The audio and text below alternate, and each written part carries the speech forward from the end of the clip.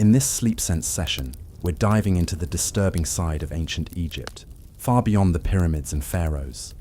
Behind the legends and gold lies a hidden world of twisted rituals, cursed beauty, and eerie beliefs that shaped everyday life. This isn't the Egypt you learned about in school. It's something far more haunting. Before we begin, drop a comment telling me where you're tuning in from and what time it is for you. I always find it fascinating to see how many of you are staying up late to uncover the dark corners of history. Let's get into it. Cleopatra's bee-powered vibrator. Cleopatra, the last pharaoh of Egypt, held a secret stranger than any myth carved in stone. A hollowed-out gourd filled with live bees, sealed shut to trap their fury. As they buzzed and thrashed inside, the vessel trembled in her hands, turning desperate motion into rhythmic vibration, used not just for pleasure, but for ritual. The Egyptians believed sexual energy opened spiritual gates, and Cleopatra, seen as a goddess in flesh, used the act to summon power beyond the reach of men. The buzzing wasn't just sensation, it was chaos tamed, wild nature vibrating through her body like a forgotten spell. In the candlelit silence of her chamber, wrapped in linen and myrrh, she became something more than mortal, her breath rising with the hum of the hive. If the gourd cracked, she risked pain, venom, even death. But that edge between danger and ecstasy made the ritual complete. Every vibration was a prayer, every tremor a message to the divine, and every moment she held it was a moment she ruled not just kingdoms, but the forces that created them. Some said she could feel the presence of old gods when the bees grew frantic, as if their wings were scratching open the veil between life and death. Her servants were forbidden to enter during the ritual, not out of respect, but fear. Fear of what she became in those moments of buzzing silence. She wasn't seducing anyone then. She was becoming something ancient, something crowned in darkness and flesh. Rome feared her beauty, worshipped her allure, but none of them knew what she carried in her hands when the world was still. Because Cleopatra didn't chase power, she summoned it from sting and shadow, from chaos sealed in a gourd, from the scream of 1,000 wings against bone. Some say it was buried with her, others believe it vanished with her soul. But one thing remains certain. What lived in her hands was never meant to be freed. The water that wasn't clean. To the ancient Egyptians, cleanliness was sacred, a ritual as holy as prayer, a way to keep both the body and spirit pure in the eyes of the gods. They bathed daily in basins of cool water scented with lotus oil, scrubbed their skin with crushed sand and natron salt, and rinsed their mouths with herbal rinses to banish evil breath. But in the darker corners of temple life, purity was obsession, and obsession breeds rot. High priests would wash themselves 10 times a day, using water drawn from sacred wells deep beneath temple floors, water that never saw the sun and never moved. That still water became thick, sour, and alive, feeding on flesh cells, sweat, and blood. Yet they bathed in it again and again, believing it spiritually charged. Some scrolls describe the sting of the gods, a rash that formed across the skin of the most devout, red and blistering, spreading over time, as if the water itself remembered every sin it touched. One priest was found mummified in his own cleansing basin. His skin burned raw, eyelids peeled away as if something in the water wanted to keep him from looking away.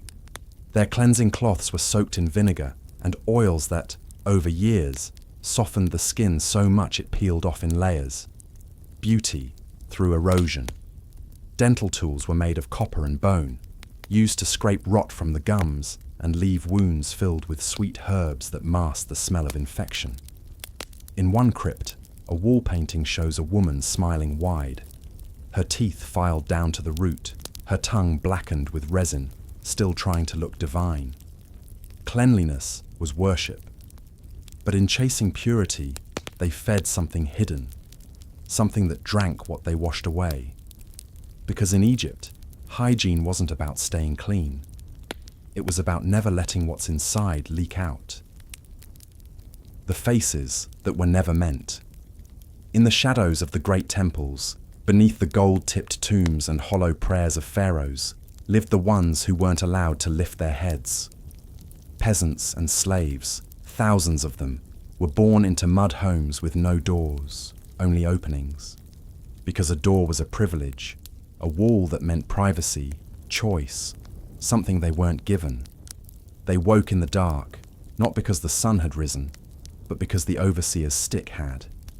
They carried baskets of stone up hills of heat until their backs curved permanently, and generations were known by the shape of their spines, not by the words on any scroll. Their hair was shaved to keep lice from feeding on their scalps. Their eyes burned from constant sand, and their feet cracked so deeply that desert water stung like fire. Their children weren't raised. They were rationed. Some were put to work as early as 4, holding the ends of ropes used to drag the statues of gods they were never allowed to pray to. When they cried, elders shoved flax into their mouths, not to quiet them, but to keep the overseers from hearing and punishing the whole line. If someone died, the shift didn't stop. They were wrapped in their own tunic and used as a cushion beneath stones. In one mass grave near a temple's edge, dozens of skeletons were found buried face down, arms bound, not as criminals, but as laborers. They didn't even earn a burial pose. Their teeth were worn flat from chewing barley mixed with sand, a shortcut for the elite to grind grain faster. Their tongues bled, but they kept eating. Most never saw the Nile up close, though they carried its water for their masters every day. Some were branded with marks behind their ears, not on their arms, so the scar would never interfere with how they looked to others. Even their pain had to be invisible. They weren't taught to write, but sometimes scratched shapes into walls at night. Not prayers, not rebellion, just eyes. Endless rows of eyes. Watching, maybe warning, maybe just remembering that they once saw the sky. Because in Egypt, the pharaohs rose like gods, but the peasants sank like bricks, swallowed by the sand, nameless in a kingdom built on their broken backs. The makeup that was poison. In ancient Egypt, beauty wasn't just decoration, it was devotion, magic, and sometimes death. The iconic black eyeliner worn by nobles and queens, known as kohl, was made from crushed galena, a shiny metallic mineral rich in lead. They believed it protected them from evil spirits and the harsh desert sun, and in a way it did. But slowly, silently, it was killing them. The powder was ground with animal fat and ash, then applied around the eyes in thick strokes that traced not just style, but ritual. Over time, the lead seeped through their skin, into their blood, disrupting their minds, blackening their teeth, and draining their bodies from within, all while making them look more divine. Some high-ranking women mixed it with malachite, a green copper ore that shimmered like emerald dust but caused lesions, nausea, and hallucinations when used too often. Rouge for the cheeks was made from red ochre and animal blood, stored in ivory pots, applied with bone tools. Pigment made from death to mimic life. Lip color was mixed from crushed beetles, sheep fat, and occasionally rust scraped from temple gates. The more brilliant the color, the more sacred, even if it burned the skin or blinded the eyes. One priestess was buried with a kit of cosmetics so toxic, museum workers today are required to wear gloves just to touch it. And in one preserved mirror found buried with a royal concubine, the reflection of her face still shimmers red, stained by the rouge she wore into death. Because beauty, in ancient Egypt, wasn't harmless. It was power, and power always has a price. The ceremony where you became someone else. In a scorched temple far from the Nile, half swallowed by the desert, explorers found signs of a forgotten ritual known only as the exchange, a ceremony not for gods, not for crops, but for identity. Participants, often peasants or slaves, were chosen under the new moon, blindfolded, and led deep underground into pitch-black chambers lined with mirrors, though no light ever touched them. They were given a name not their own, and forbidden to speak until sunrise. At midnight, a priest whispered something into their ear, a word so old no one has ever dared write it down, and if they repeated it in their sleep, the ritual continued. They were then dressed in someone else's clothing, fed someone else's meal, and shown a painting of a face that wasn't theirs, then asked to say, "This is me." Those who hesitated vanished from temple records. Those who obeyed returned changed. Their families said their voice was wrong, their handwriting reversed, and their shadow flickered like it was thinking first. One scroll described the ritual as a way to shed the past, but others hint that it didn't erase your identity. It gave it away. Gave it to what? No one agrees. Some say an old god without a body. Others say a spirit too broken to be reborn, living now through borrowed names. The last priest to perform it scratched into the stone. I woke up in my own bed, but my mother called me brother. And some tombs have been found where the dead lie beside masks, faces that aren't their own. Because in ancient Egypt, death wasn't the only way to lose yourself. Sometimes, all it took was saying the wrong name, like it was yours. The ones who died before they were born. In the poorest stretches of ancient Egypt, far from the cool halls of temples and sweet-scented tombs, children were born not into families, but into quotas. Slaves and peasants alike were expected to bear many children, not for love, not even for labor, but to replace the ones who wouldn't survive the year. The desert heat burned through the mud brick walls, where infants slept in reed baskets hung from ceilings to keep the rats away. Many mothers were forced to give birth while working, in fields, in quarries, even while grinding grain, squatting beside baskets and cutting the cord with a shard of stone, wrapping the child in the same cloth used to carry bricks. There were no midwives for them, only older women whose hands were too cracked to comfort and too used to holding grief. If the child cried, it was a good sign. If it was silent, it was wrapped and buried before the sun touched its skin. Some weren't buried at all, just laid beneath the threshold of the home, so the family could step over their sorrow each day. In one workers' village, 37 infant skeletons were found, packed into an old storage jar, limbs tangled, skulls soft and unfinished, no grave markers, just one word scratched onto the side. Used. It wasn't cruelty, it was routine. These people weren't seen as raising children. They were seen as supplying bodies. Some mothers gave their newborns opium-laced milk to keep them quiet during long shifts, not knowing the dose would stop the child's breath. One tomb painting shows a woman smiling as she cradles a baby, but her other hand holds a brick. Always a brick. Their lullabies weren't soft. They were warnings. Songs that spoke of hunger, sandstorms, and the gods who never answered. Because in ancient Egypt, the future wasn't promised to the poor. It was borrowed, broken, and buried before it had a name. And still, the next day, they were expected to smile and keep building. The mummies that still bleed. Most believe mummies are dry and lifeless, but a few uncovered in Egypt have left scientists and excavators shaken, not because of how they died, but because of what they're still doing.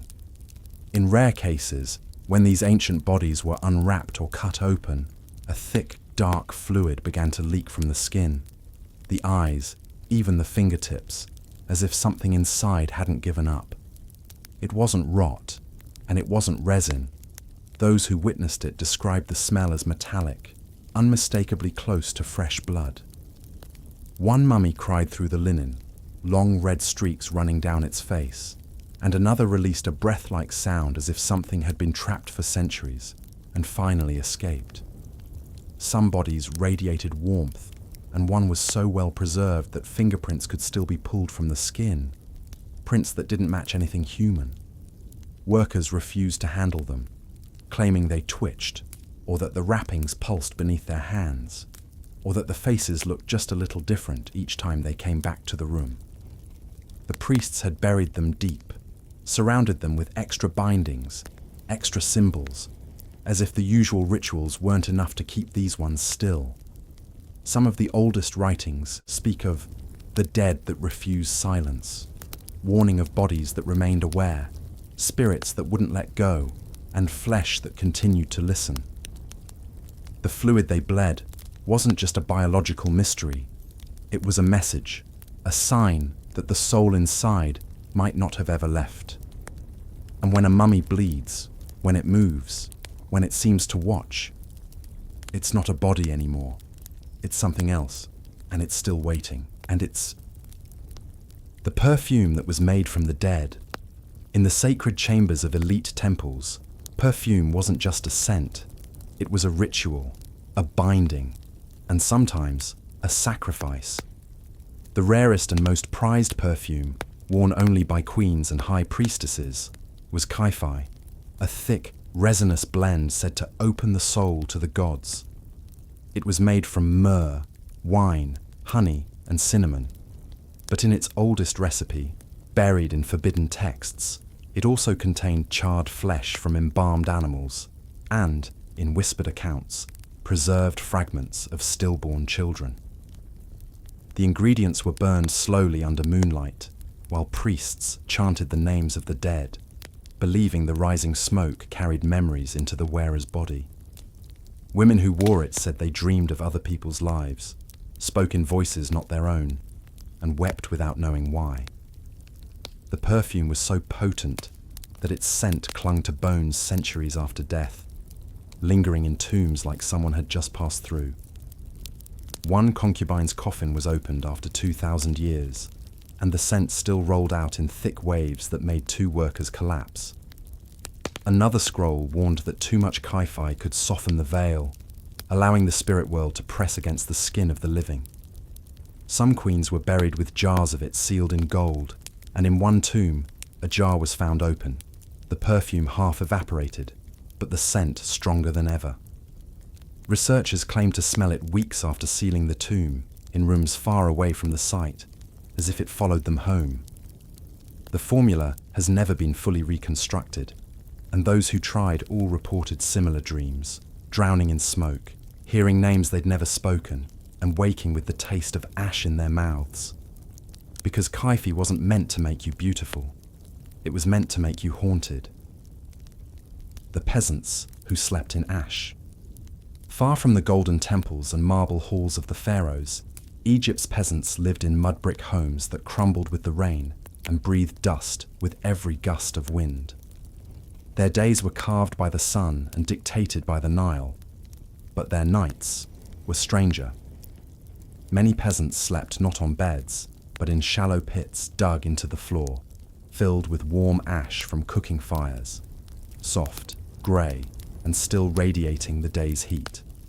It kept them warm, kept insects away, and they believed kept spirits beneath them calm. Some lined their pits with palm leaves, others mixed herbs into the ash to ward off demons that rose with the breath of the dead. In one ruined village, a child's body was found curled in an ash bed, her mouth packed with straw, her eyes missing. Not taken by animals, but deliberately removed and placed beneath her feet. She wasn't buried, just left in sleep. Nearby walls were scratched with symbols not found in temple texts, repeating one phrase: sleep like the fire. Still, but not gone. These people had no tombs, no scrolls, no statues, but they had dreams. Crude amulets of bone and river glass were hung above doorways, meant to filter out wandering thoughts that slipped in during sleep. Some ashes were saved for years, reused by entire families, mixed with blood during births and deaths, so the soul would know the scent of home. Modern studies show traces of opium, mold, and even mercury in those sleeping pits, meaning their rest was not only spiritual, but hallucinatory. And maybe that's why so many of their songs spoke of walking without walking and seeing without light. because the rich dreamed of gods. But the poor, they dreamed of surviving, even if it meant sleeping in the dust of yesterday's fire. The jewelry that fed on skin. To the ancient Egyptians, gold wasn't just wealth, it was divine flesh, the metal of the gods, and to wear it meant letting a part of them live beneath your skin. Royal women and sacred dancers often wore tightly wound bracelets and neck coils lined with crushed garnet or obsidian, believing it amplified beauty and spiritual heat. But the pressure and minerals slowly tore through the skin, creating shallow wounds that never healed, only deepened. These wounds were then filled with scented oils and ground pearls to stop infection. But the result was a glittering rot, a living jewel set into the flesh. Some high priestesses viewed this as sacred adornment, a way to become a vessel, beautiful on the outside, open and bleeding for the gods within. In one tomb, a woman's neck ring had fused with her spine, her bones stained gold from years of constant pressure. In another, the wrists of a royal child had grown around her bracelets, skin petrified in a perfect circle, like a snake had swallowed itself. A scroll found in a sealed beauty box described the practice as feeding the gods through beauty, where pain was seen as an offering wrapped in glamour. The scroll ends with the line, "She wore gold until her veins forgot they were red." In a museum vault today sits a golden ring etched with tiny teeth on the inside, meant to be worn until the skin gave way, leaving a mark no time could erase. Some believe the wearers became part idol, part offering, walking temples of flesh and metal who glittered as they decayed. And if beauty in Egypt was worshipped, it means pain was part of the prayer. The feast that starved the queen. Cleopatra, the most infamous queen of ancient Egypt, lived surrounded by silk, gold, and gods. But what she ate tells a story far darker than the legends. While her people scraped by on stale barley bread, lentils, and onions soaked in river water, Cleopatra dined on honey-roasted pigeons, stuffed with dates, figs soaked in wine until they bled, and pearls dissolved in vinegar, a dish meant not to feed her body, but her ego. She sipped fermented mare's milk mixed with rose oil, and wore lip paint made from crushed beetles and crocodile bile, some of which slipped into her mouth daily. But despite all this decadence, records suggest she grew thinner over time, her eyes sunken, her meals smaller, not from poison, but from obsession. Cleopatra believed that certain foods clouded the divine voice she claimed to hear in her dreams. So she began eating less, restricting her diet to small offerings she believed came from the gods. Lotus petals, one fig, a drop of honey.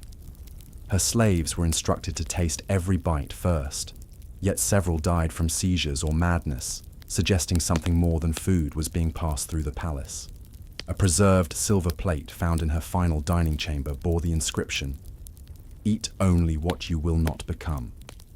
And the bread left beside her body after her death was molded into the shape of an open mouth, cracked and empty. Because while peasants starved from poverty, Cleopatra starved from power. Not hunger for food, but hunger for control, beauty, and silence. She didn't eat like a queen. She fasted like a god. The soap that peeled the flesh. Among the artifacts recovered from a ruined bathhouse near Memphis was a set of carved alabaster jars, still sealed with wax, labeled with hieroglyphs meaning blessing for the skin. Inside was a hardened grey paste, crumbling at the edges, made from ash, crushed shells, and calcite, and heavy traces of lye, stronger than anything used today. This ancient soap was considered holy, gifted by the gods to purify the body of sickness, sin, and unseen spirits, and was applied during ritual washings that left the skin raw and bleeding. Temple records describe servants who would scrub nobles until their first layer of flesh sloughed off in red strings, then coat the wounds in perfumed oils made from crushed scorpions and lotus resin to keep away demons. One scroll warned, "It is not clean until it weeps." Bodies found near these sites had hands stained white and fingers permanently bent, skin scarred in rings around the wrists, neck, and chest, signs of repeated cleansing in silence. In one tomb, a jar of this soap was found placed at the feet of a priestess, her skeleton curled inward, jaw locked, her fingernails broken as if clawing at herself. The temple's inner walls were scorched, the drains beneath blackened, and some basins still held dried residue like flaked skin baked into stone. Researchers who opened one of the sealed jars reported nausea, dizziness, and blurred vision for hours, and one claimed her hands felt too clean for days, like something had been stripped away that wasn't physical. The soap was meant to remove more than dirt.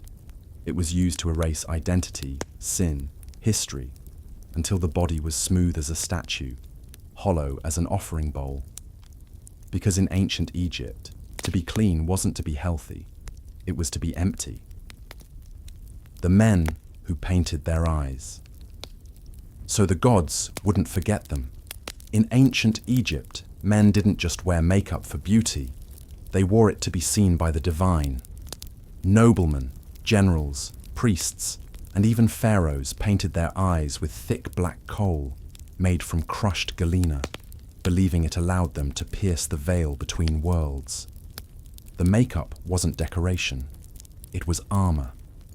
They lined their eyelids with jet black pigment to mimic the eye of Horus, not for style, but for protection against evil spirits that entered through sight.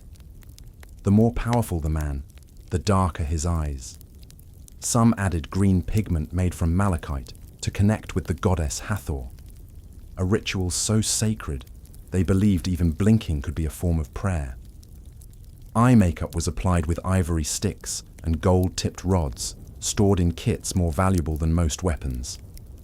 In burial tombs, men were often laid to rest with their eyeliner still applied, as if they needed to look divine even in death.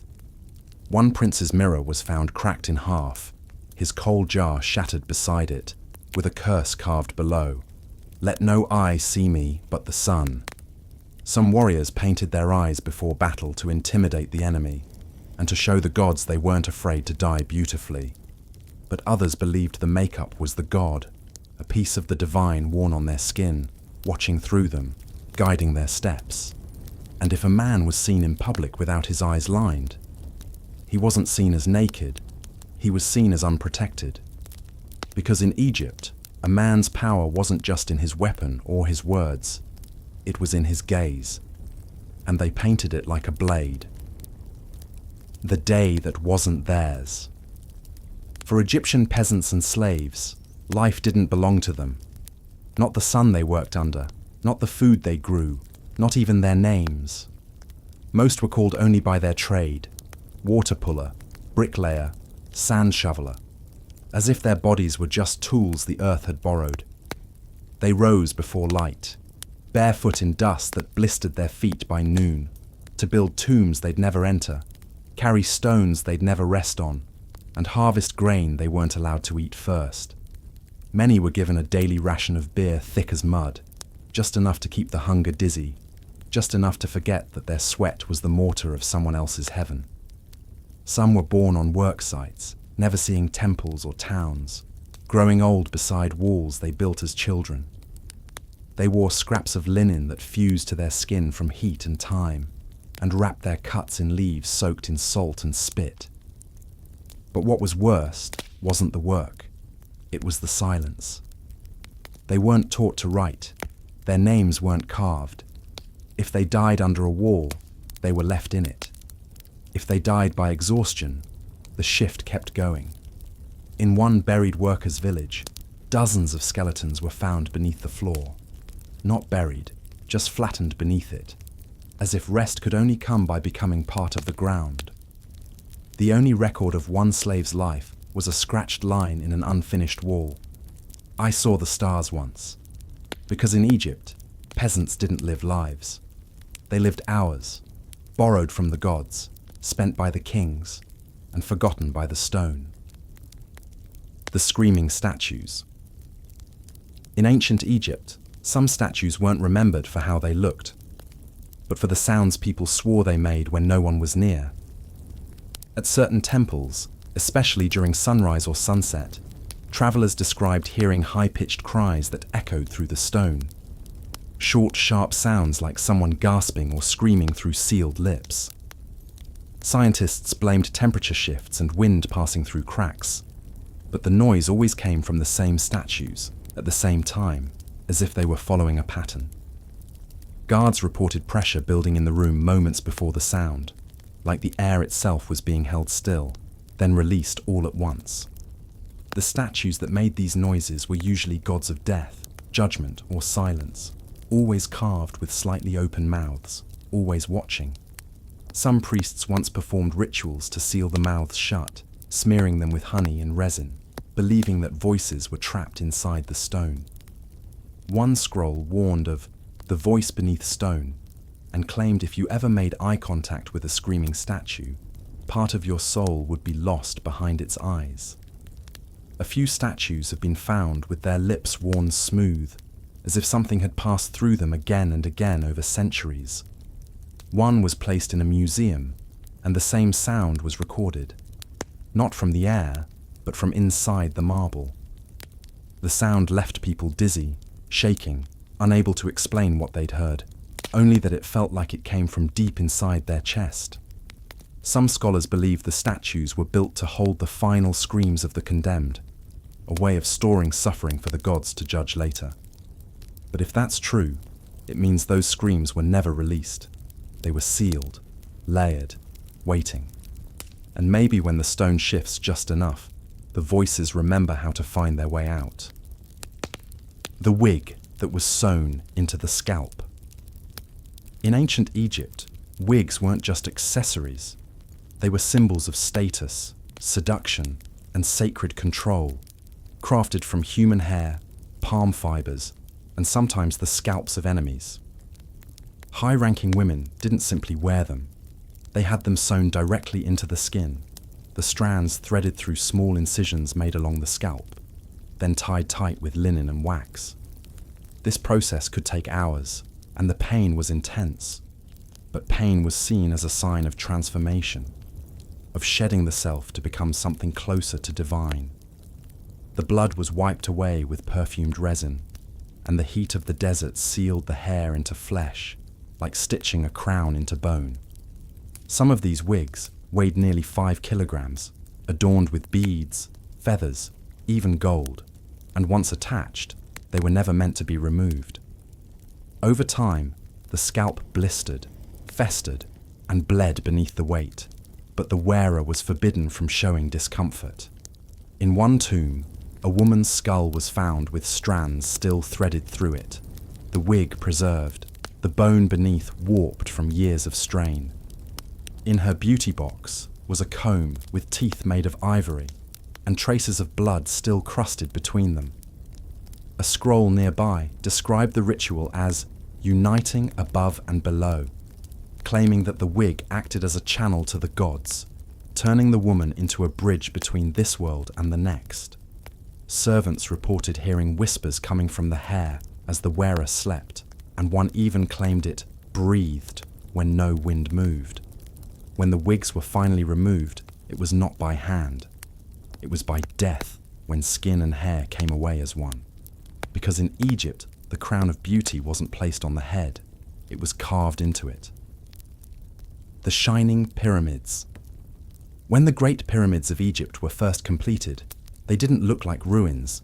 They blazed beneath the sun, covered in smooth white limestone so polished they reflected light like mirrors, making the entire structure shine like a man-made star. The reflection was so intense, it was said to blind travelers approaching from the desert, their vision swallowed by the glow of something that didn't look carved by hands, but summoned by gods. At the top of each pyramid sat a golden capstone, placed not just for beauty, but to catch the rising and falling sun, setting the tip ablaze in light as bright as flame. These were not monuments to death. They were beacons of immortality, aligned with the stars, designed to hold light, cast it, and command it like a living force. The ancient Egyptians believed light was divine, and by covering the tombs of their kings in it, they transformed stone into sacred vessels of energy and power. Some said the shine created a hum, a resonance through the rock itself, as if the pyramid breathed with sunlight and whispered to the sky. The glow wasn't just visible, it was felt, a warmth in the bones of those who stood near, an invisible pulse that made the sand feel alive. Earthquakes shattered the casing stones, looters stole the golden tips, and centuries of storms stripped the smoothness away, leaving behind only the broken skeletons of what once burned in silence. Today, what remains is rough and silent, but buried under layers of dust are shards of the past. Limestone pieces that still reflect, still gleam, still remember the way the sun once kissed every surface. Modern engineers still can't replicate the precision of the original build, the symmetry, the alignment, the mystery of how something so massive was made so perfect without machines. The brightness wasn't art. It was a declaration of divinity, a warning, a promise carved in stone and wrapped in sunlight. The pyramids didn't glow by accident. They were built to shine, to blind, to survive, to hold something eternal inside.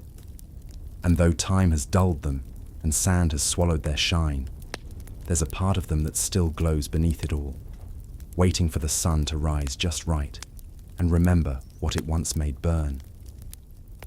The tombs that breathe. Some Egyptian tombs don't feel dead when you open them. They feel alive, like the room itself is inhaling, exhaling, waiting, and every step inside feels like you're walking into the chest of something ancient that hasn't stopped breathing. When the seals break, the air doesn't rush out. It moves slow and warm, pressing against the skin like breath, not wind. And those who've stepped inside say it feels like the tomb notices. In one chamber, the air pulses at regular intervals, as if the space were responding to its own rhythm, and audio recorders left overnight picked up a low, soft sound. Not voices, not wind, but something close to sighing. Engineers called it pressure shifts, but the movement was too steady, too controlled, too alive. And some noticed the sound synced with their own breathing the longer they stayed inside.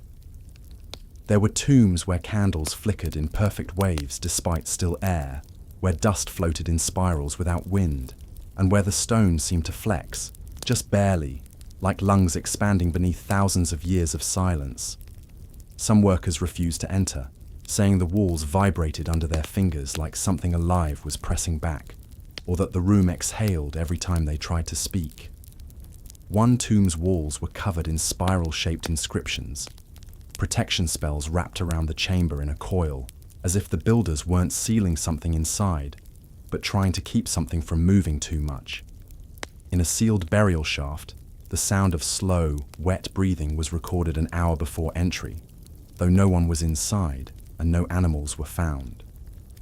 Ancient texts describe deathless sleepers buried in breathing tombs, not to preserve them, but to lull them, to keep their souls distracted by the rhythm of air so they wouldn't wake. Some chambers stay warm despite no sunlight or airflow, their stone radiating heat like something just beneath the surface is holding on. Even now, researchers sometimes feel lightheaded inside them, not from fear, but from something deeper, like their lungs are being synced with something that never stopped inhaling. And in the deepest tombs, where no sound should move, the air shifts just slightly, as if something sealed inside is still alive, still breathing, and still waiting for someone to finally answer. The soul that had to answer to its own shadow. In ancient Egypt, dying wasn't the end, it was a test, not just of your heart or your deeds, but of yourself. Egyptians believed the soul split into many parts after death, and one of the most feared was the Shut, the shadow. It wasn't poetic, it wasn't symbolic.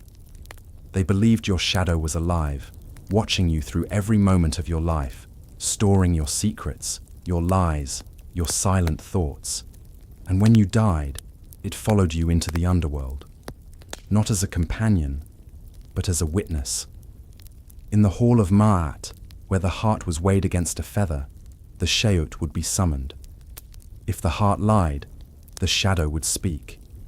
It had no mouth, yet its voice was said to echo like wind through bones.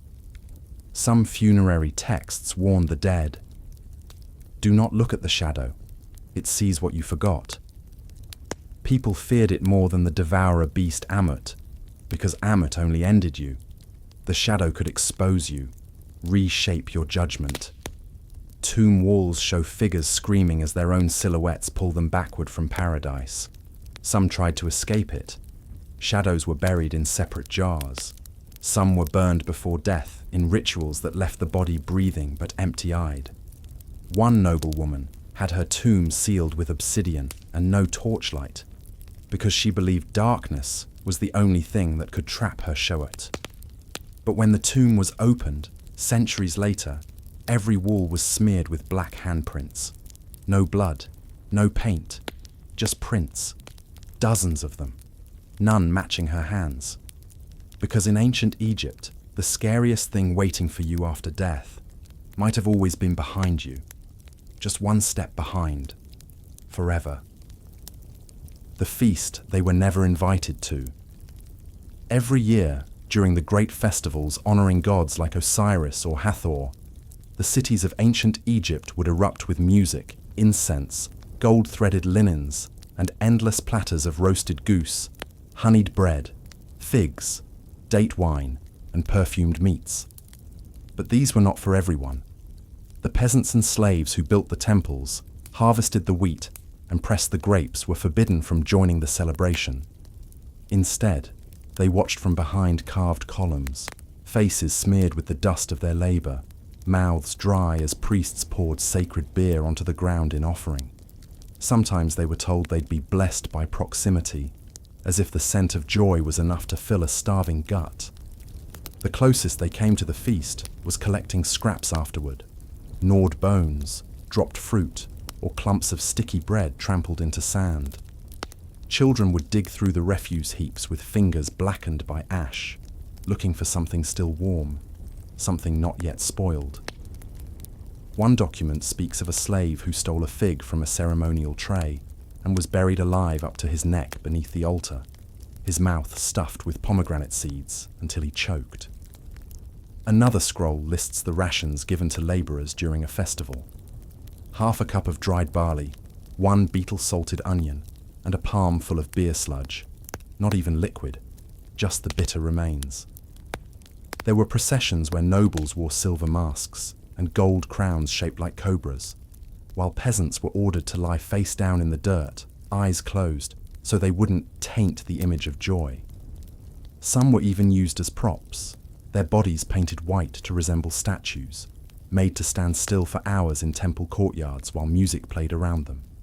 Their silence was expected, their hunger was ignored, and when night fell, the music faded, the wine spilled, and the gods were satisfied. The peasants returned to the same cracked walls, the same empty bowls, and the same dust they woke up in.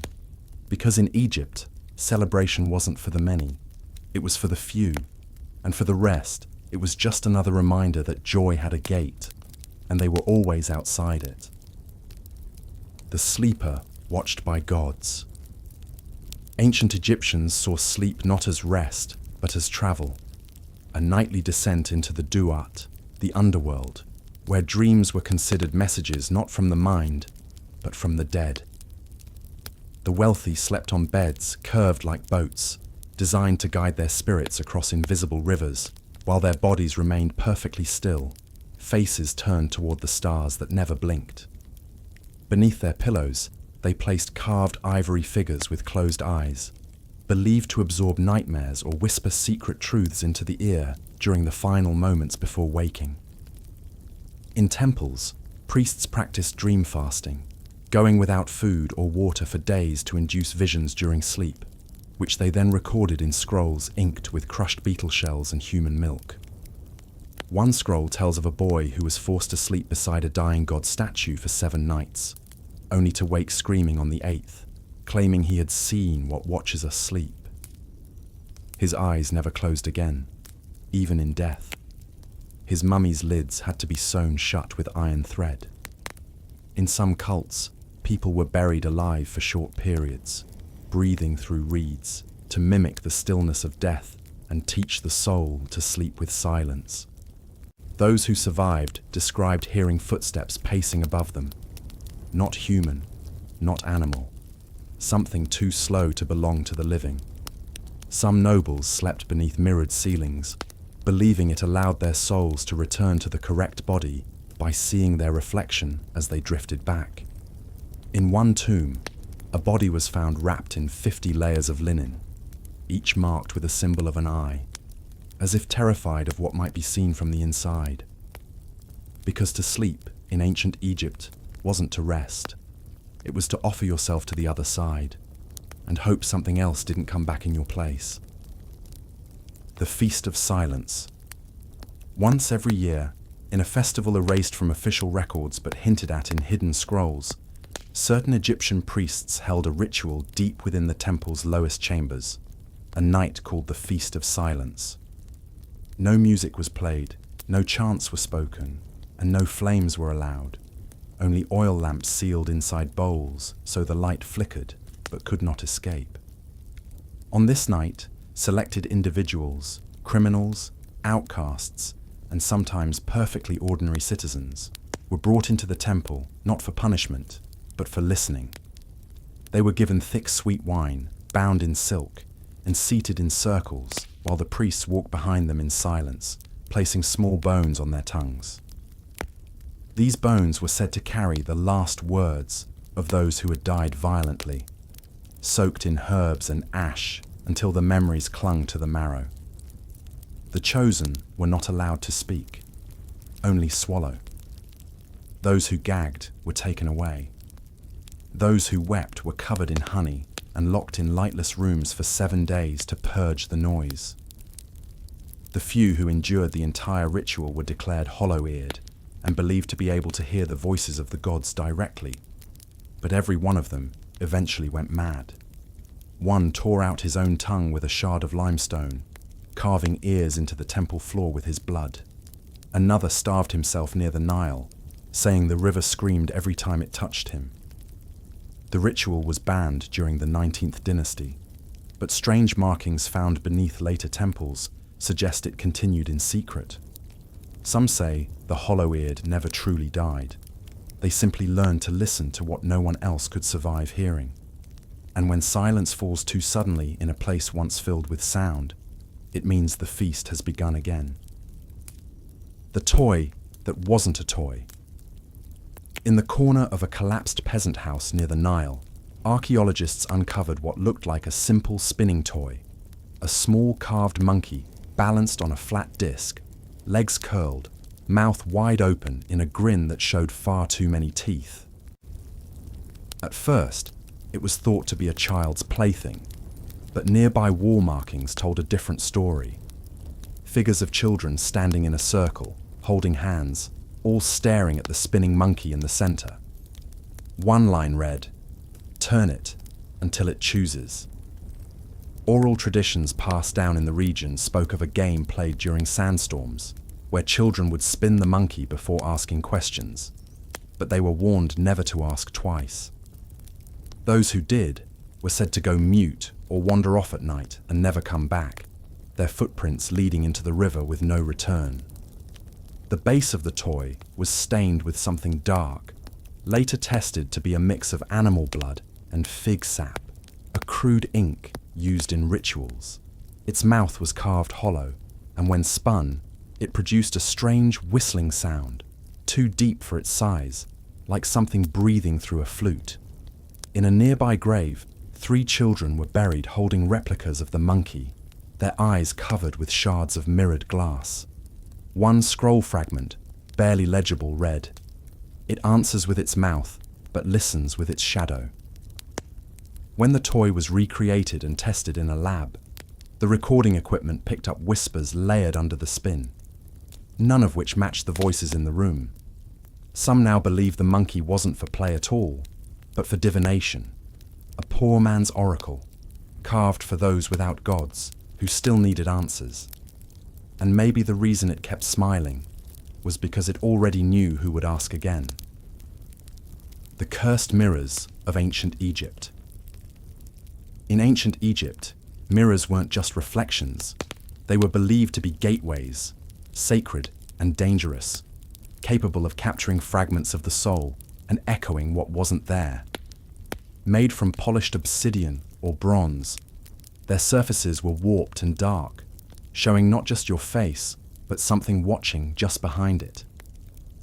Rituals were performed under moonlight, where priestesses would lift mirrors to the sky, hoping to catch glimpses of spirits or gods speaking through the flicker. Some mirrors were buried with the dead to help their soul recognize itself, while others were sealed in jars, upside down, coated in oils and herbs to trap whatever had begun living inside them. Tombs often had warnings carved near mirrors. Never stare too long. Never look while afraid.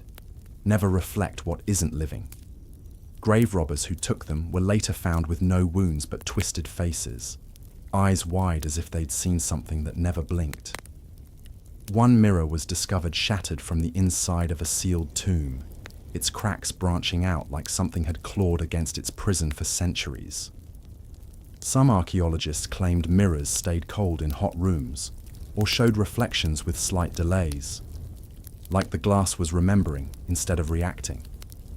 A queen once went mad whispering to her own reflection, claiming it no longer moved when she did, and that it had begun to smile at her when she cried. Many mirrors were cracked before burial not to break them, but to lock something inside, as if each shard held a piece of a spirit that could still speak.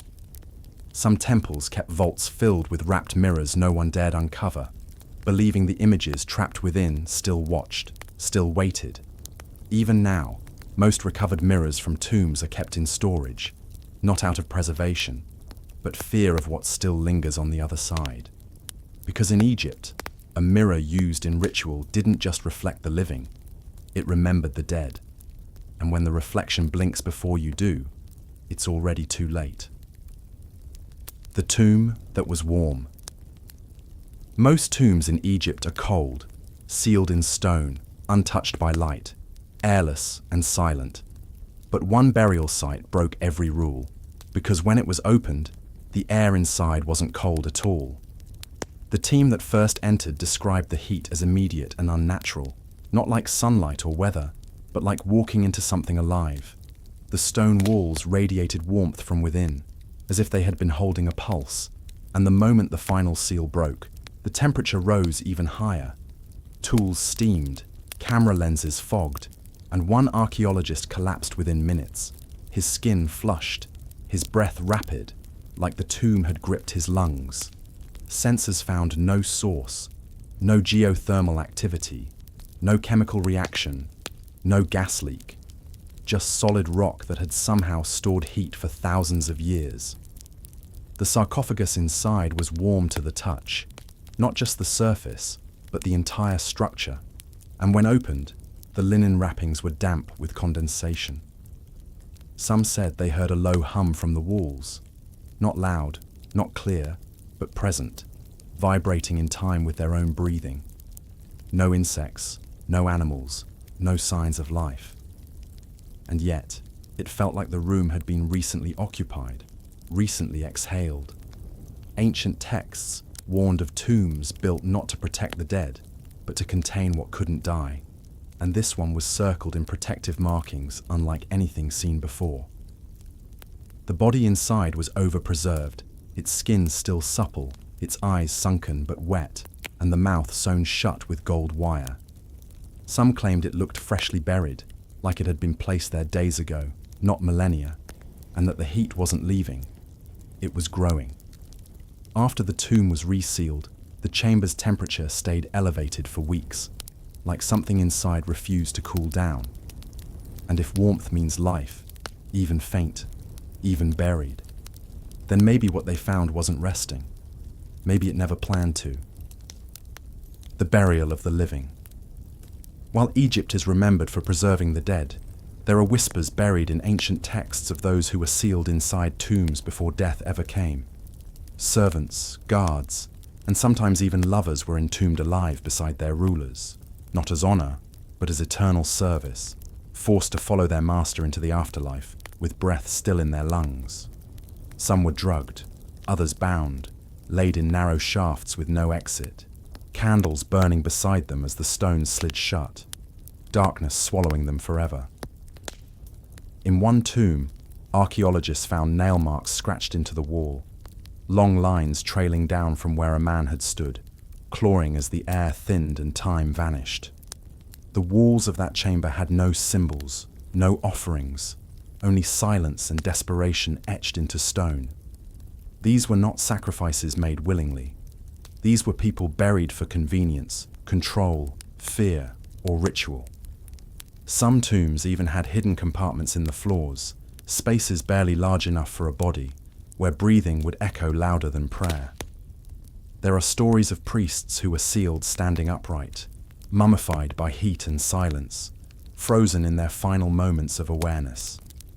In one royal burial, a female attendant was found curled beside her queen, her mouth open, her bones strained, as if she had screamed while the chamber filled with sand. Some texts mention rituals where those chosen for living burial were blessed and blinded before the tomb was sealed, so their last memory would be darkness and devotion. These victims weren't named on walls, weren't honored in scrolls. They were erased, buried not just from the world, but from memory. The idea was simple. If the pharaoh must live forever, then so must those who served him, whether they were ready or not. And when the tomb closed, when the final stone locked into place, the sound that followed wasn't silence. It was breathing that no one would ever hear again. Even now, some tombs emit faint noises through their cracks, not echoes, but something slower, older, like the final rhythm of lungs long forgotten. Because in Egypt, death was sacred, but the transition didn't always wait for the heart to stop. The burial that was too perfect. When archaeologists opened a certain tomb in the Valley of the Kings, they found something that immediately felt wrong. Not because of decay, but because everything inside was too untouched, too precise. The walls were flawless, the paint uncracked, the air strangely still, and the scent of oils and incense still lingered, as if the burial had taken place only days ago. The sarcophagus was centered perfectly in the room, not a speck of dust on it, and the offerings around it were unbroken, unaged, untouched by time. Tools that should have rotted were intact, linen was flexible, and the candles, though never lit, smelled freshly dipped. The team thought it was fake at first, a modern reproduction, until carbon dating confirmed it was over 3,000 years old. The body inside was equally intact, skin leathery but smooth, lips sealed, fingers crossed over the chest with fingernails still visible. A small note, written in ancient script, lay near the head, reading only, "Do not disturb what was sealed in silence." No signs of water, insects, mold, or collapse. Just perfection, eerie and absolute, like time itself had been frozen for this one person alone. Some researchers reported vertigo in the tomb, as if space felt off, the air too thick, the dimensions slightly wrong. Instruments malfunctioned, batteries drained, and one worker claimed to hear a heartbeat beneath the floor. After reopening the tomb days later, they found a thin layer of dust on the outside, but none inside, as if something had cleaned it from within. The tomb has since been resealed under orders from the local ministry, not for preservation, but because too many believed it wasn't finished with what lay inside, and whatever stopped time for that burial might still be holding it in place. The oracle who spoke with a split tongue. In the remains of a forgotten desert shrine, dedicated to a god whose name had been chiseled out from every stone, archaeologists found a statue unlike any other. A tall, emaciated figure, with its mouth wide open and two tongues carved inside.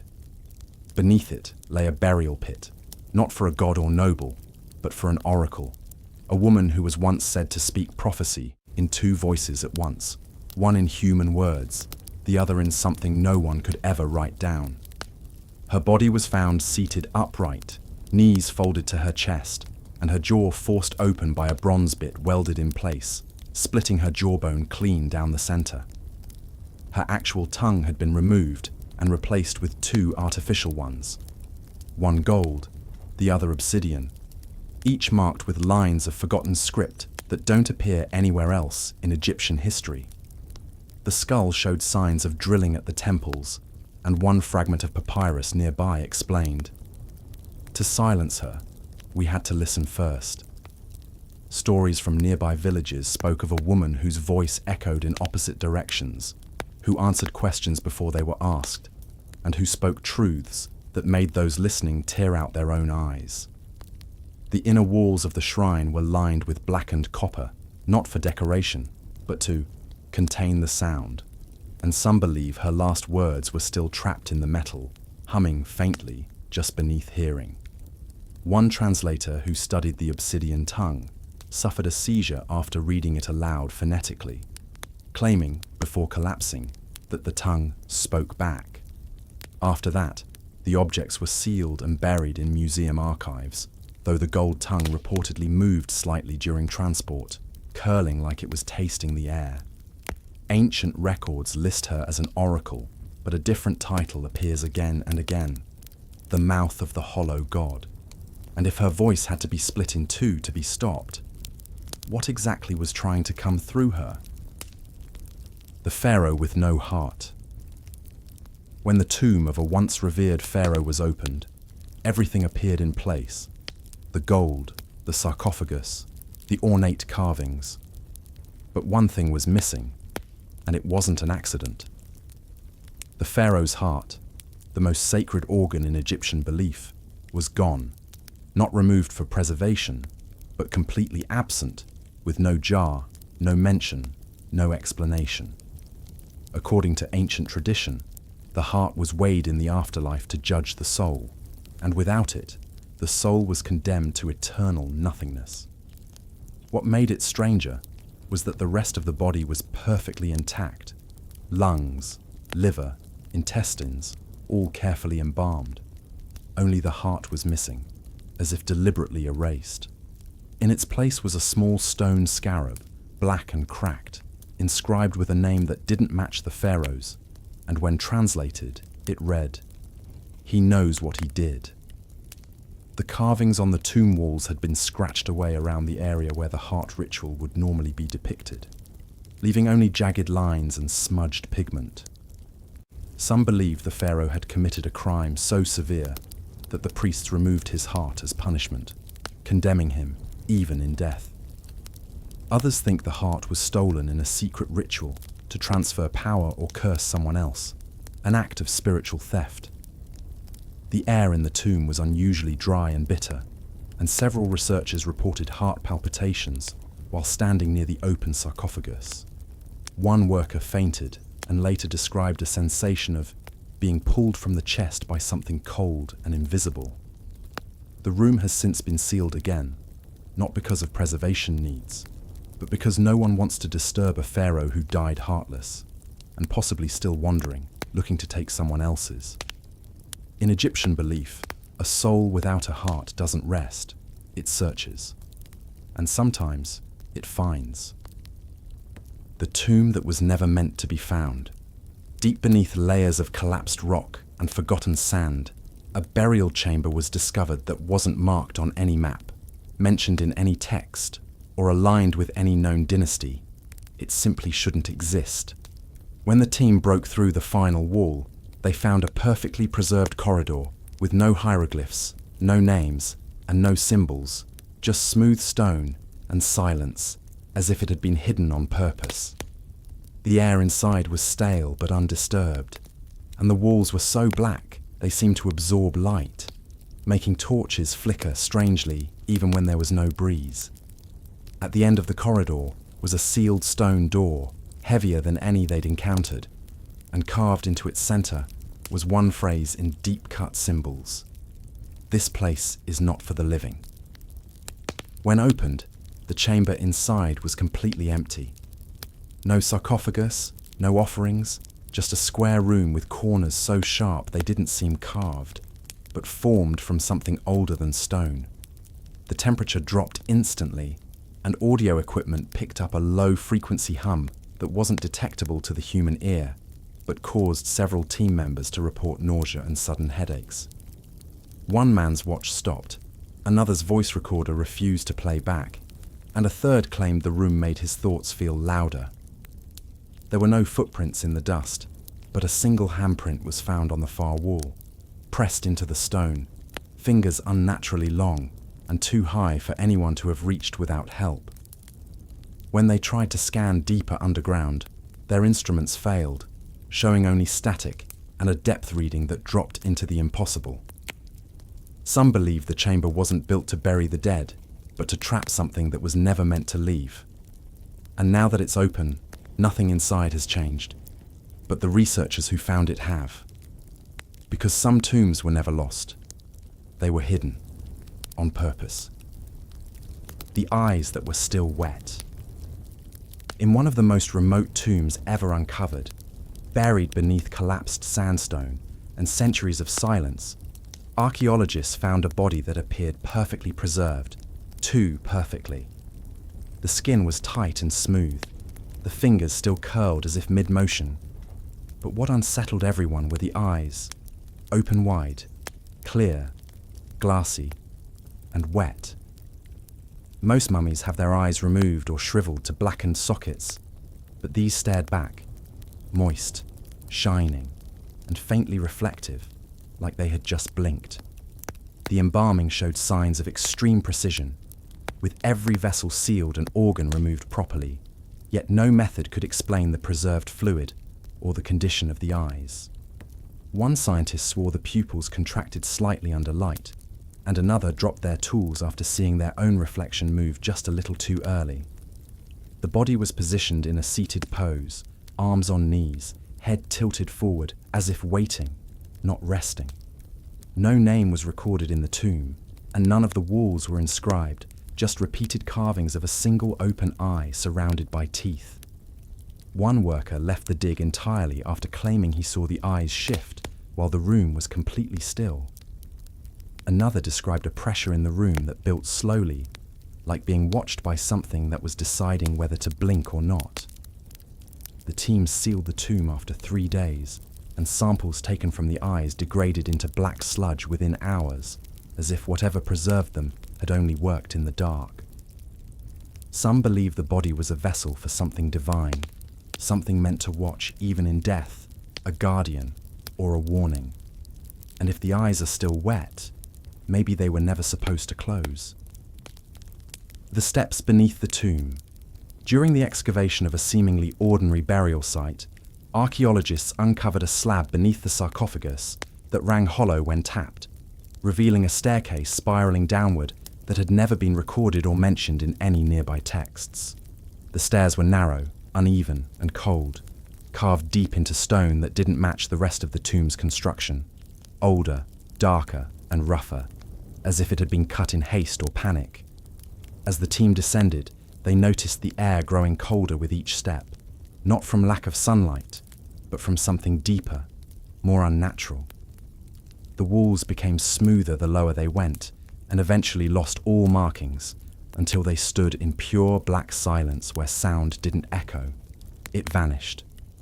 At the bottom was a door with no handle, just a perfectly fitted slab of stone with handprints, human-sized, but with too many fingers. It took 3 people pressing at once for the stone to slide away, revealing a pitch-black chamber filled with stale, unmoving air that made their eyes water and lungs tighten. Inside was no sarcophagus, no treasure, just a perfectly flat floor with a single hole in the center, wide enough for a person to stand in, too deep to see the bottom. One worker dropped a flare into the hole. It fell for 6 seconds, hit nothing, and the light never came back. The stone around the hole was scorched, as if something had once tried to crawl out, and ancient claw marks circled the rim like something had tried to hold on. Instruments refused to function past the threshold, lights flickered, and all recordings taken inside the room were found blank. One researcher claimed she heard footsteps coming up the stairs behind them, slow, deliberate, but when they turned, the stairwell was empty. The team sealed the shaft and covered the stairs with concrete, but not before one worker took a photo of the chamber. And in the image, there's a faint red glow rising from the hole. Some believe the tomb wasn't built over this pit by accident. It was built to keep something under it. Something that wasn't supposed to be remembered, only buried, forever. The burial chamber that wasn't there before. In 2021, a research team returned to a previously mapped Egyptian tomb for documentation, only to find a new doorway where none had existed in the original plans. A clean-cut stone arch in a wall that had been solid for over a decade. There were no signs of recent disturbance, no cracks, no fresh dust, just a passage leading into total darkness, as if it had always been there, just waiting to be seen. Inside was a small chamber, circular, with smooth walls and a perfectly flat floor that gave off an unnatural stillness, like the room was holding its breath. At the center was a single stone pedestal with a tightly wrapped bundle, not shaped like a body, but more like a child curled into itself, bound in ancient silk, sealed with resin. There were no carvings, no writings, only a ring of black ash around the base of the pedestal and a single handprint on the wall behind it, a handprint that was still damp. As the team examined the bundle, the air in the chamber dropped suddenly, and one of the researchers began to shiver uncontrollably despite the desert heat outside. Instruments malfunctioned one by one, lights dimmed, and audio recordings taken inside returned layered static with brief seconds of whispering. Not speech, but breath, paced like laughter. One person claimed the room felt newer than the tomb, like it had been built later, or stranger still, like it had grown. When the team tried to leave, they found the original tomb entrance colder than before, and one flashlight beam caught what looked like a shadow moving back into the hidden chamber before vanishing. They resealed the wall by morning, but photos taken during the visit now show a narrow figure standing in the corner that no one remembers seeing at the time. Locals say that tomb was always strange, that compasses spin near it, that animals refuse to approach, and that it was never meant to be revisited once closed. And if a room can appear in a tomb that's been sealed for centuries, it means something inside never stopped building. The priest who could never sleep again. Among the highest ranks of temple life in ancient Egypt were the Watchers of the Hidden Hour, priests sworn to observe the sacred night rituals deep within the sanctum, where gods weren't praised. They were obeyed. These priests were forbidden from sleeping during certain lunar cycles, especially the 3 nights when the moon vanished. During those nights, they stayed inside black chambers with no flame, no sound, and no time, reciting chants carved into stone, not meant to be spoken aloud, but whispered to something listening beneath. One priest's journal was discovered, etched onto gold leaf sheets and folded into a mummified ibis.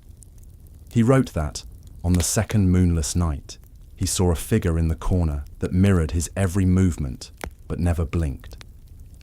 On the third night, he stopped seeing it, but felt it behind his eyes. After the rituals, he wasn't allowed to rest for 72 hours, forced to walk temple corridors barefoot, bleeding from the soles, repeating the phrase, "I kept watch. I was watched." If he slept during those hours, it was said the last thing he saw in the dark would crawl into his dreams and root itself in his soul. One record mentions a priest who disobeyed the sleepless rite. He fell asleep for just a moment. When he woke, his eyes had turned completely black, and he laughed for 6 days until his lungs collapsed. They sealed him inside a wall, not out of punishment, but to keep him quiet. Because for the priests who served the hidden gods, rest wasn't a right. It was a trap, and once you let go, you never truly woke up again. The book that wrote itself. Hidden in a sealed chamber beneath the ruins of an old temple library, archaeologists found a bundle of scrolls wrapped in blackened linen, untouched by mold or time, though everything else around them had turned to dust. At the center was a single papyrus, blank except for the first line, "I speak when spoken to." The ink was fresh, still slightly tacky after thousands of years, and no one could explain how it had survived while all others decayed. That night, when left alone under camera, the papyrus had changed. A second line had appeared, written in the same ink, now reading, "You called me." There were no brushes, no tools, and the chamber was locked. But by morning, more writing filled the page. Strange verses, curses, and names that didn't match any known dialect. Translators described the grammar as inconsistent, like several voices speaking at once, one sentence contradicting the next. The scroll was moved to a lab, and its writing continued. Not daily, but randomly, sometimes one word, sometimes entire stanzas, often while no one was present. Researchers who spent time near it reported intense dreams of drowning in ink, their mouths unable to form words, waking with nosebleeds and unfamiliar writing on their arms that vanished by dawn. One assistant vanished completely after staying late to observe it, and the cameras failed that night, recording only a single second-long clip of her staring into the lens, eyes wide, mouth moving silently. The scroll was eventually locked in a lead case, but even sealed, it thudded softly against the sides at night, like something inside was pacing. One final line appeared just before the case was closed. "I know your name now." Some believe the scroll wasn't written by priests or scribes, but by something older, something that writes through the hands of the living. And if a book can write itself, it can also choose who reads next. The festival where no one slept. Buried in fragmented temple records from the reign of a forgotten dynasty, is mention of a ritual known only as the Vigil of the Moon, a festival held once every generation, in a hidden city whose name has been deliberately scratched out of every scroll it appears in. The rite lasted 3 nights, during which no one, not priest, not child, not animal, was allowed to sleep, under penalty of being taken by the shadows beneath the sky. During this time, mirrors were turned to face the walls, food was eaten cold, and all fires were kept low, for flame was said to attract the attention of something watching from just outside the stars. Survivors of the vigil, referred to in one surviving prayer as the Woken, described strange behaviors during the final night, speaking in voices not their own, scratching words into their own skin, and weeping blood when shown starlight. A single stone tablet describes a boy who fell asleep just before dawn and was found the next morning completely drained of color. Skin pale as ash, eyes pure black, and breath whispering the word "closer" even after death. Those who remained awake were required to chant rhythmically, tapping on clay bowls to keep their minds active, but if the rhythm faltered, the silence was said to open. In one tomb, a mural was found, showing people with long, stretched faces, their mouths filled with eyes instead of tongues, standing in a line beneath a moon that bled into the sand. The high priest was said to collapse after the final night, laughing and choking at once, claiming the stars had finally spoken his true name. In the weeks that followed the last recorded vigil, the entire region was abandoned, with every household left intact, meals uneaten, doors unbroken, beds untouched. One fragment found in a ruined shrine reads, "They stayed awake too long, and it saw them." No later dynasties ever acknowledged the ritual again, and the location of the city was lost to the sand. But in certain nights of the year, during a moonless sky, local desert nomads still whisper a warning: "Don't blink where no fire burns, or you'll wake up where no one dreams." The god with no name and no face. In the deepest chamber of the temple of Edfu, behind 7 sealed doors, and a corridor painted with stars that never match the sky. There's a shrine with no statue, just a flat black stone, smooth as glass, cold even in summer. No inscriptions name the god it belongs to. No records say its prayers. The priests called it "he who is not asked," and it was said to live between thoughts, not in the world, but in the pause before a word is spoken. Worship was forbidden by voice. Offerings were made in silence, drops of blood on linen, burnt hair, crushed beetles sealed in jars of tears.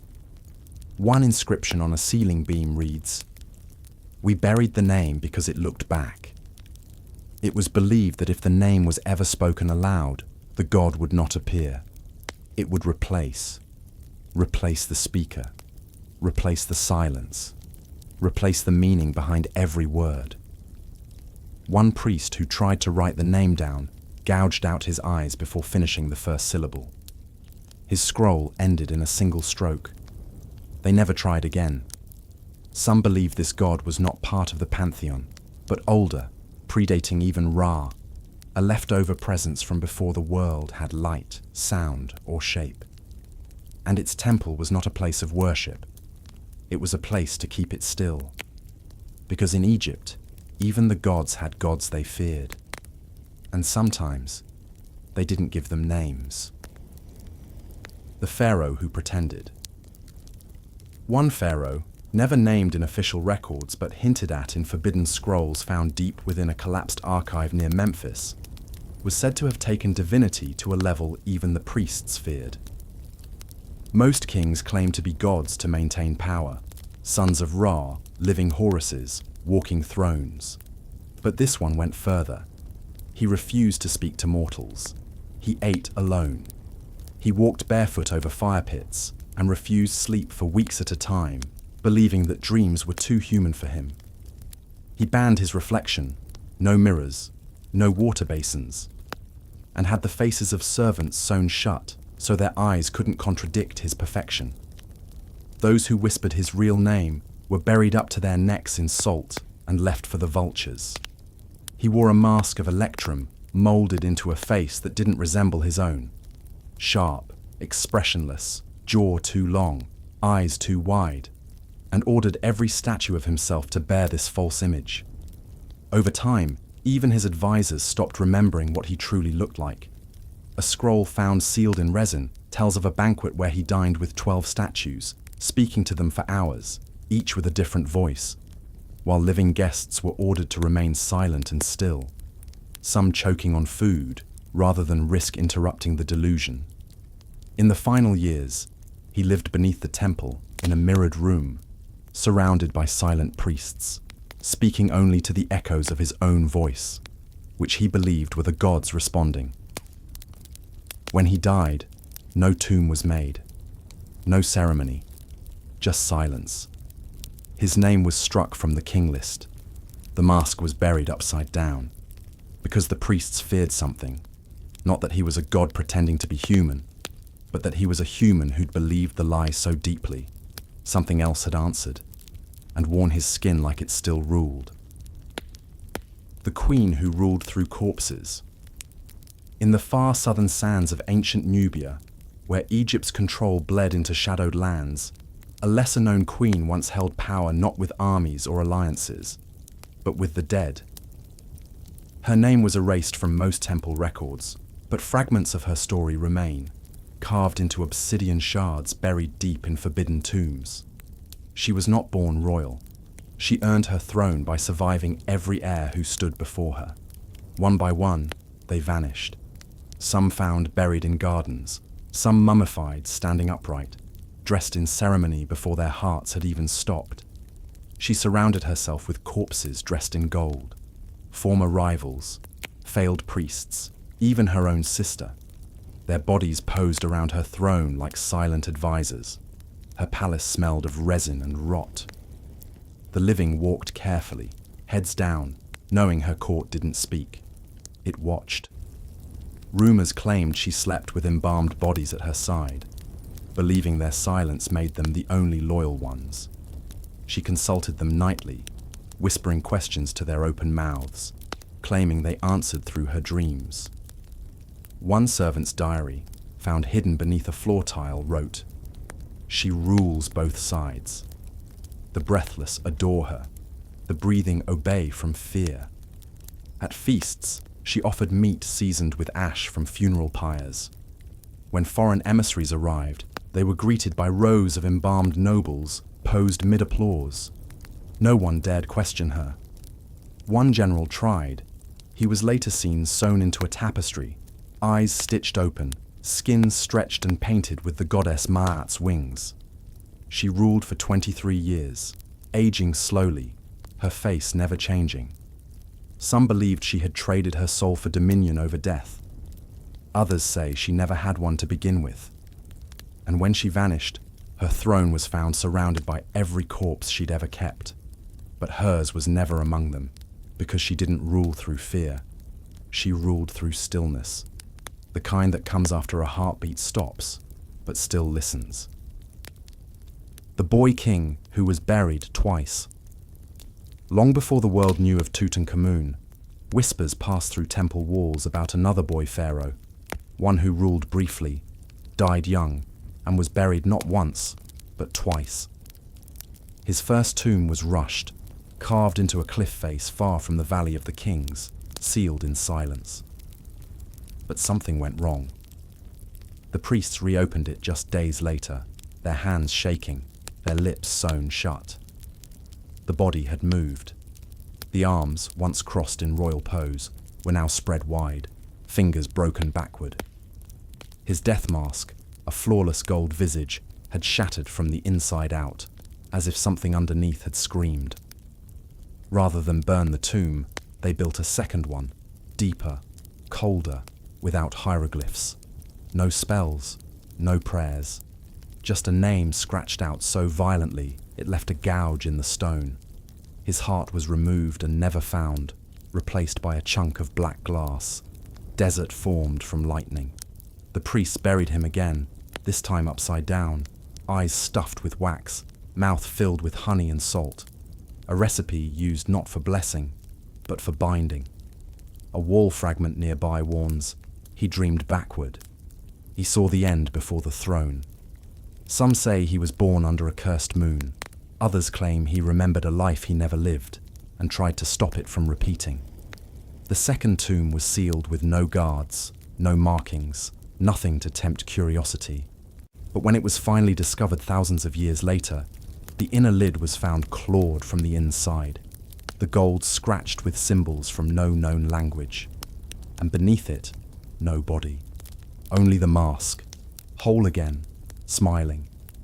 Because maybe kings don't fear death. Maybe death fears kings who never stop dreaming. The pyramids that followed the sun.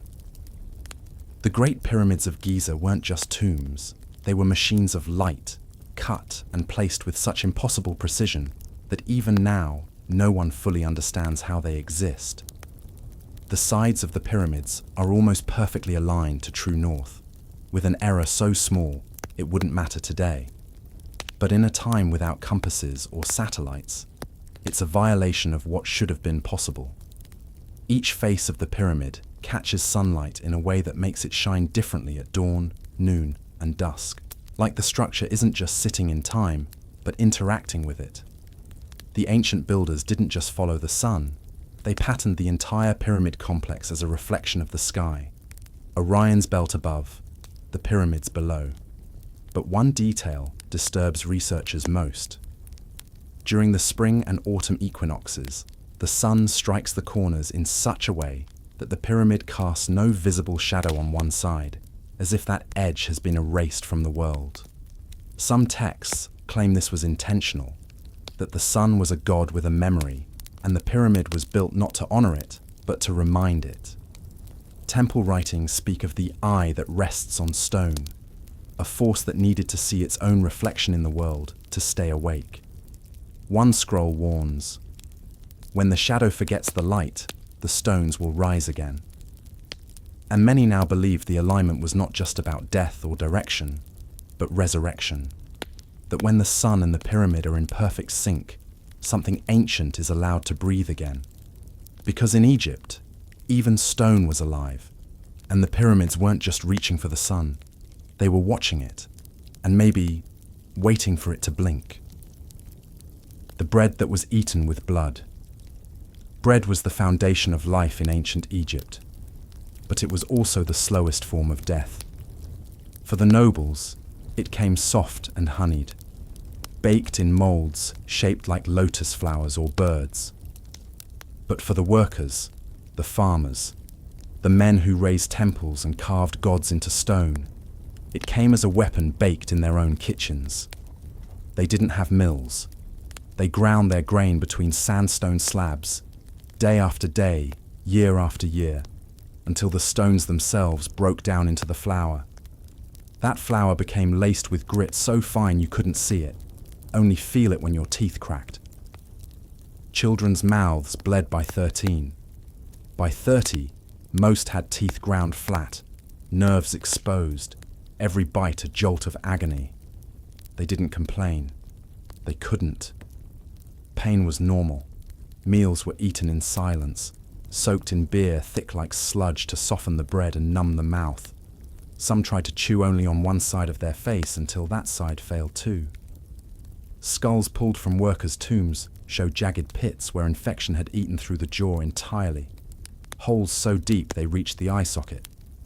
One woman was found with linen scraps still stuffed into her mouth, a makeshift bandage for a gum so raw it had peeled away from the bone. Still, they ate, because hunger was worse. The bread didn't just fill them, it punished them, and they thanked the gods for it. Archaeologists have found loaves in tombs, perfectly preserved by the dry air, hard as stone, still lined with the imprint of teeth that likely cracked as they bit. Some loaves had blood baked into them, not from ritual, but from mouths so ruined the bleeding never stopped. And yet it was called the gift of life, not because it healed, but because it was the one thing they had to suffer through together. Every morning, every year, every lifetime. In ancient Egypt, bread fed the body and buried it, one bite at a time. The stars that were not meant to be seen. Among the dazzling constellations painted on the ceilings of Egypt's most sacred tombs, the ones meant to guide the pharaohs into the next world, there lies a single cluster almost always ignored, not because it's hidden, but because it was never supposed to be noticed. 5 red stars, smaller than all the others, always shown in a crooked arc, never labelled, always surrounded by figures shielding their eyes with trembling hands. The priests called them the hidden mouth, and they believed those stars opened once every 1,000 nights, not to shine, but to feed. According to fragmented scrolls sealed beneath the Temple of Hathor, the stars were not part of the divine map. They were invaders, things that moved when unobserved, drifting just far enough to escape being charted. The oldest astronomical papyri say that once every few centuries, a child would be born who looked up at them too long and never looked down again. One such child was found staring into an empty bowl of water for 4 days, whispering numbers that matched no known system. Another left her home before dawn and walked into the desert barefoot. Her footprints stopped at a single point. There was no body, just a smear of melted resin and a circle of ash shaped like an open eye. Entire temples were closed during the nights when the stars rose. Priests painted tar over their ceilings. Mirrors were buried, polished stones cracked. Not to protect the stars from being seen, but to protect humans from remembering what they looked like. One priest's dying confession carved into a hidden beam. We drew them to forget them. We named them so they'd leave us alone. Some modern scholars claim the stars no longer exist. Others say they still move, just too slowly for a single life to notice. And some believe the stars never left. They simply changed where they shine. Because in Egypt, not all the gods were above you. Some were behind your eyes, and some are still watching. the festival where they let the statues breathe. Once a year, long after the Nile's flood had receded and the crops were safe in storage, the priests of Karnak would lock the temple gates and begin a ritual no outsider was allowed to witness. It was called the unbinding of stone. Inside the dark halls, they removed the sacred cloths from the temple statues, not to clean them, but to wake them. The gods carved in wood, stone, and obsidian were believed to breathe while wrapped, dreaming silently in the dark. But on this night, their wrappings were peeled away like skin. Scribes recorded that the statues grew warmer to the touch. Their surfaces seemed to sweat, and one priest reportedly screamed that the mouth of the god Ptah moved as if swallowing. The room was filled with incense so thick it blinded, and chants were repeated until voices cracked, not for worship, but to distract the statues. Because if the gods realized they were being stared at, they might not go back to sleep. One scroll found buried beneath a broken altar says, "If the statues remember they are not stone, we will remember we are." At the ritual's end, each statue was turned to face a wall, as if to forget what it saw. A final prayer was whispered backwards, then they were rewrapped, blinded again. But one year, the ritual was interrupted by a sandstorm, and the statues weren't sealed in time. Months later, entire sections of the temple were abandoned. Walls cracked, floors bowed, birds refused to land nearby. When workers returned, they found the statue of Sekhmet facing the entrance, even though no one had moved it. Its mouth had split wider, and where the feet once rested, there were fingerprints, not in dust, in stone. Because in ancient Egypt, not everything carved was asleep. Some things were only pretending, and sometimes a breath in the dark doesn't come from you. The statues, they buried, upside down. When Pharaoh Akhenaten declared that there would be only one god, Aten, the sun disk, he didn't just erase temples, he tried to erase memory. The names of old gods were chiseled off stone walls. Shrines to Amun were demolished. Worship of Thoth, Bastet, Hathor, all outlawed. But the people didn't forget. In homes across Egypt, in villages far from the golden palaces of Akhetaten, the faithful didn't destroy their statues. They buried them, not in honor, not in mourning, but upside down, faces in the earth, feet pointed to the sky. They called it the blinding, because they believed gods could still see, even in silence, even in stone. By turning the statues head first into the dirt, they believed they were hiding the old gods' eyes from what Egypt had become. Some wrapped linen across the faces before burying them, like veils for the ashamed. Some sealed the mouths with wax so the gods wouldn't speak in sleep. In one house, a statue of Bastet was buried beneath the kitchen floor, right under where the family baked bread for decades. In another, a black granite Thoth figure was found inside a child's coffin, wrapped in a blanket, as if protected. And still, the statues were perfectly intact. They weren't shattered. They weren't vandalized. They were preserved, not for eternity, but for return. Because even while they lived under Aten's rule, they believed it wouldn't last, that the old gods would rise again. And when Akhenaten died, the old worship came back like a flood. Names rewritten, shrines rebuilt, the gods dug up from the dirt, wiped clean, placed back on altars like nothing had changed. But not all of them. Some statues were never turned upright again. Some were left buried, silent and blind, forgotten on purpose, because the people feared something worse, that the gods had seen everything while their faces were in the ground, and chose not to stop it. And in Egypt, burying a god wasn't the same as forgetting one. It was just choosing to let it watch from below. The pharaoh who fathered a kingdom, Ramses II, the most powerful pharaoh of Egypt's golden age, didn't just build monuments that scraped the sky. He built a bloodline that drowned generations. He ruled for 66 years, led wars, carved his face into cliffs, and demanded the world remember him as a god. But his most staggering creation wasn't made of stone. It was his children. Ramses had over 100 sons and daughters, some say closer to 160, born to wives, concubines, and palace attendants across multiple decades. One of his wives, the legendary Queen Nefertari, bore several of his children, but she was only one among many.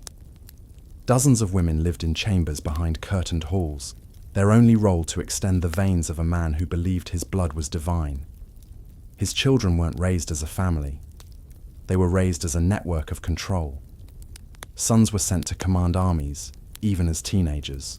Daughters were married off as symbols of loyalty, sometimes even married back to their own father in ceremonies draped in gold and silence. Not out of lust, but out of law. The god kings could only share their seed with those pure enough to receive it. Incest wasn't taboo, it was order. Ramses immortalized his lineage in stone.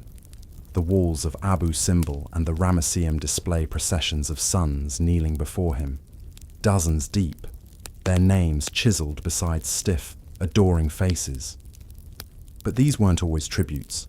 They were reminders that even in their pride, they would never stand above him. One tomb near the Valley of the Kings holds the bodies of several of his sons, buried side by side in a chamber like a forgotten wing of his shadow. Some died in war, some of illness, some of neglect. Ramses lived so long that many of his children grew old and died before he did, fading into obscurity while he stood unchanged, a statue wearing flesh. By the time he died in his 90s, his bloodline had grown so tangled that the succession teetered on collapse.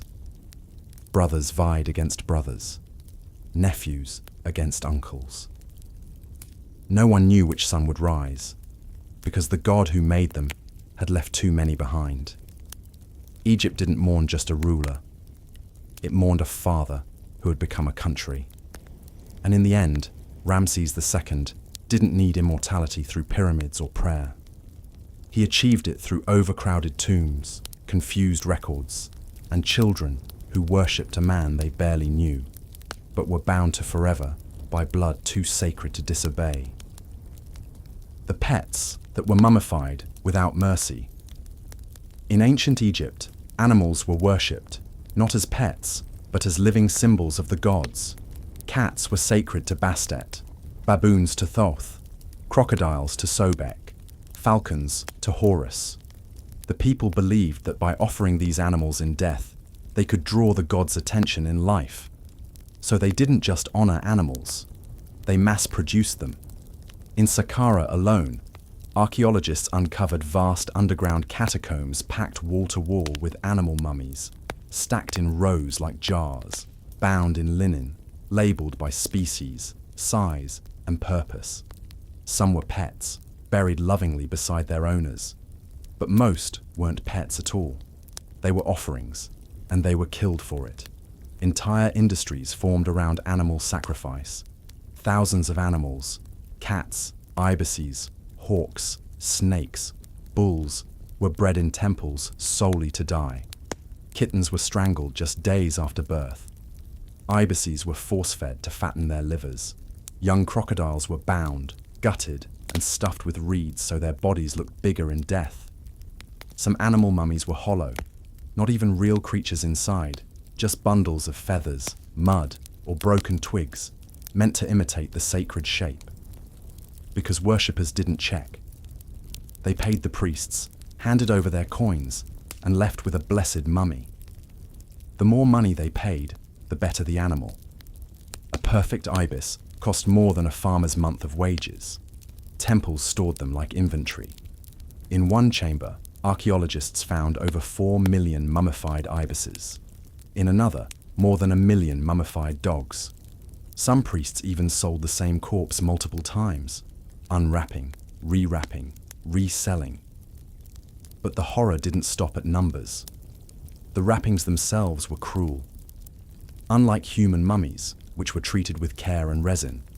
Animal mummies were wrapped tight, so tight that bones cracked, beaks shattered, eyes bulged and burst. Linen strips were sewn with copper wire, then dipped in natron and dried fast to lock in the shape. Some wrappings had spells written on them, prayers inked in blood. Others had nothing at all, just the soundless scream of a creature buried alive in linen. Why so many? Because the belief was simple. More death meant more favor. If one cat pleased Bastet, 1,000 pleased her more. So the priests kept killing, the people kept buying, the tombs kept filling, until the gods were buried in corpses they never asked for. And now, when archaeologists open those catacombs, they don't hear prayers. They hear the silence of animals that were never meant to be holy, only useful. In Egypt, even the sacred could be a lie, especially when it was wrapped in linen. The beetles they drank like medicine.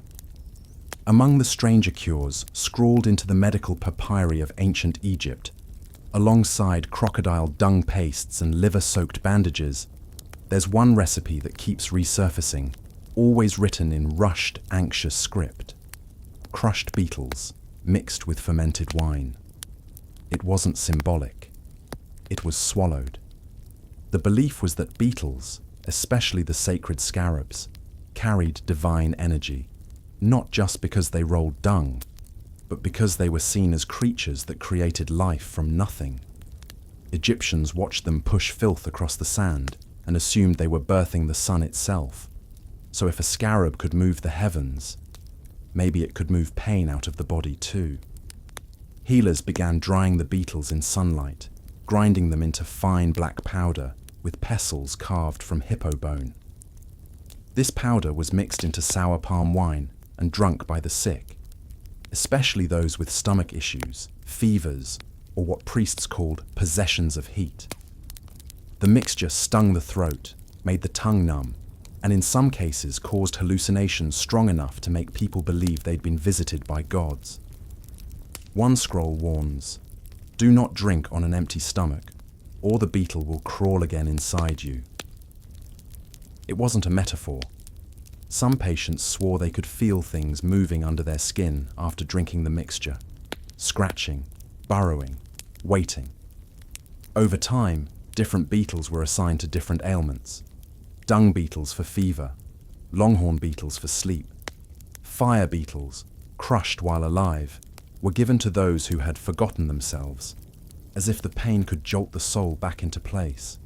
The priests didn't just tolerate it, they prescribed it. In the temples of Edfu and Kom Ombo, recipes were engraved on walls, warning, if the beetle dies screaming, the cure will take. Some jars of wine were buried with mummies, still swirling with black dust at the bottom, still sealed, still potent, and now, thousands of years later, archaeologists have opened some of them. The wine is sour, the powder still clinging to the glass. When tested, it burns through paper, and nobody dares taste it, because in Egypt, even the cure could become its own sickness, and sometimes, what you swallow keeps crawling. The tongue made of gold foil. Buried deep in a collapsed necropolis near Alexandria, archaeologists uncovered a mummy with no name, no treasure, and no inscriptions, but with a secret lodged inside its jaw, a tongue made of gold foil. Not jewelry, not an offering. An artificial organ, thin as a razor, shaped like a human tongue, pressed flat and slid deep into the mouth before the linen wrappings were sealed. At first, they thought it was symbolic. But then, they found more. Dozens. Each corpse carefully mummified but not wealthy. No rings, no amulets, just the same golden tongue, and the same silence in the tombs around them. No names, no prayers, just mouths full of metal. According to ancient mortuary texts, the tongue was the organ that the soul used to speak before the gods. And if it was damaged in life, cut, bitten, diseased, silenced by trauma, then the soul might arrive in the afterlife mute. unable to defend itself in judgment, unable to plead for mercy.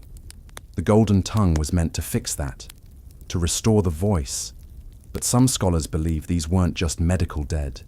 They were punished dead, people who had their tongues cut out in life, by order of the state or priesthood, to stop them from revealing something forbidden. And in death, someone, maybe a family member, maybe a secret sect of embalmers, tried to give that voice back. The foil itself was thin but flawless. No crease marks, no stamps, just smooth, gleaming silence. Some tongues had strange grooves on the underside, like teeth marks pressed from above. One was found wrapped in a cloth inked with only 2 words. Let him answer. The mummies were never placed in honoured tombs, just simple pits, rushed burials, as if someone wanted the tongues preserved, but not heard again. And the most disturbing part, of the golden tongues recovered, some were slightly bitten, as if the corpse, days dead, mouth sealed, had tried to speak. Because in ancient Egypt, the worst punishment wasn't death, it was being silenced forever, and some voices refused. The toes made from leather and wood. In the dusty vaults of the Egyptian Museum in Cairo, behind layers of glass and forgotten catalogue numbers, lies an artifact that once bent the rules of life. A prosthetic toe, carved from wood, wrapped in leather, and still shaped to fit perfectly into the foot of the dead. It wasn't symbolic, it wasn't decorative, it was functional. A left big toe, jointed and curved, designed to be worn while walking, not in the afterlife, but before death. Found attached to the mummified remains of a priest's daughter, it was stitched into her bandages, still stained with sweat, crushed reed, and traces of sandal straps. Archaeologists were stunned, not just because of the craftsmanship, the toe bent, flexed, and even had wear marks, but because it was thousands of years old, dating back to a time when most cultures hadn't even imagined replacing lost limbs. This wasn't just an imitation, it was biomechanical survival. Inscriptions nearby hinted that the woman had lost her real toe from a disease or accident. But she held status. She needed to walk, to wear sandals properly. Because in ancient Egypt, a barefoot was humiliation. A disfigurement was considered spiritually incomplete. The priests believed that missing a toe might cripple her soul in the afterlife, unless it was replaced. So they built her one. Not from gold, not from stone, but from leather and acacia wood, sewn with gut thread, polished with resin, and wrapped with the kind of care given to royal relics. Some experts believe she wore it for years, that she walked on it, danced with it, stood in temple rituals no one else could see, and no one would have known she was missing a piece of herself. Other similar toes have been found, but none as advanced. Some were rigid, others splintered, hers bent, hers survived.